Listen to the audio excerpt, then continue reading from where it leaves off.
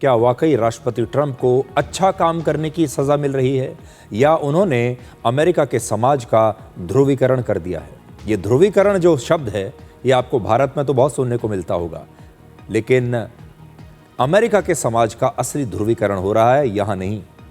America दुनिया का सबसे पुराना लोकतंत्र है। यहाँ फ्रीडम ऑफ स्पीच है, हर तरह की आज़ादी वहाँ के लोगों को मिली हुई है। अमेरिका में लोगों को अपने विचार रखने की, अपनी ही सरकार की आलोचना करने की, किसी भी धर्म का पालन करने की, हर प्रकार का लाइफस्टाइल या फैशन की आज़ादी है। हर प्रकार की आज़ादी जो भी आप सोच सकते हैं, आप अमेरिका में अपनी मर्जी से जैसा चाहे वैसा जीवन जी सकते हैं। अमेरिका खुद को पूरी दुनिया में आज़ादी का ब्रांड एम्बेसडर बताता है, ह्यूमन राइट्स का चैंपियन बताता है। अलग अलग विचारधारा को एक साथ लेकर चलना ही एक ज़माने में यूनाइटेड स्टेट्स ऑफ अमेरिका की सबसे बड़ी ताकत थी, उनका यूएसपी था। लेकिन अमेरिका आज यूनाइटेड नहीं बल्कि डिवाइडेड स्टेट्स ऑफ अमेरिका बन चुका है, जिसमें अब लोग एक होने की बजाय, यूनाइटेड होने की बजाय बटे हुए हैं, यानी डिवाइडेड नज़र आ रहे हैं।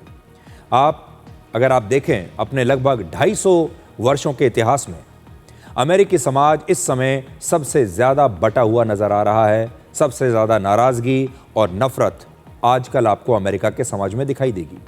इस हमले के बाद ट्रंप खुद ये स्वीकार कर रहे हैं कि अमेरिका जैसे देश में राष्ट्रपति बनना एक बहुत ही खतरनाक काम है।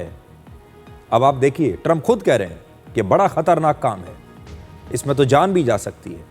अगर आप पीछे भी इतिहास देखें, अब तक अमेरिका में अब्राहम लिंकन और जॉन एफ कैनेडी जैसे 4 राष्ट्रपतियों की उनके पद पर रहने के दौरान ही हत्या हो चुकी है। एक नहीं, 4 राष्ट्रपति। 10 ऐसे राष्ट्रपति रहे हैं अमेरिका में जिन पर सीधा हमला हो चुका है, और लगभग 30 बार अमेरिका के अलग अलग राष्ट्रपतियों की हत्या करने की कोशिशें हो चुकी हैं। तो ट्रंप गलत नहीं कह रहे कि अमेरिका में राष्ट्रपति के पद पर रहना एक बहुत खतरनाक काम है, कुछ भी हो सकता है। लेकिन डोनाल्ड ट्रंप अमेरिका के उन राष्ट्रपतियों में से एक हैं जिन पर लगभग 2 वर्षों में 5 बार हमला या फिर हमले की कोशिशें हो चुकी हैं। इसी साल फरवरी में ट्रंप के फ्लोरिडा वाले घर में उन पर एक हमले की कोशिश हुई थी, जिसमें एक हमलावर पकड़ा गया था।